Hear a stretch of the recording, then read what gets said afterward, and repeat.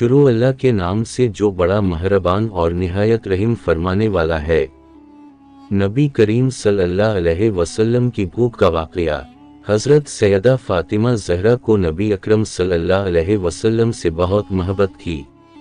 ایک بار آپ رضی اللہ عنہ نبی علیہ السلام کے گھر تشریف لائیں۔ آپ علیہ السلام نے پوچھا کیسے آنا ہوا؟ آپ رضی اللہ عنہ نے دوپٹے کا پلو کھولا، اس میں آدھی روٹی تھی۔ نبی کریم صلی اللہ علیہ وسلم کی خدمت میں پیش کر کے کہا، ابا جان آپ کے لیے تحفہ لائی ہوں۔ پوچھا یہ کیسے؟ عرض کیا ہم کئی دنوں سے بھوکے تھے۔ حضرت علی رضی اللہ عنہ نے کچھ کام کیا جس کے عوض انہیں چند پیسے ملے اور آٹا لے کے آئے۔ میں نے اس کی روٹیاں پکائی، ایک حسن رضی اللہ عنہ اور علی رضی اللہ عنہ نے کھائیں اور ایک سائل کو دی۔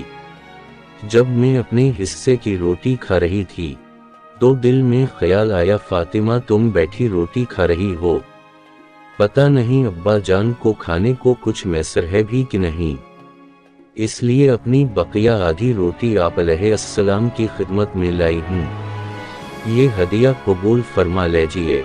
حضور نبی اکرم صلی اللہ علیہ وسلم نے فرمایا، اے فاطمہ قسم ہے مجھے اپنے رب کی 3 دن گزر گئے ہیں، تیرے باپ کے پیٹ میں کھانے کا ایک لقمہ بھی نہیں گیا۔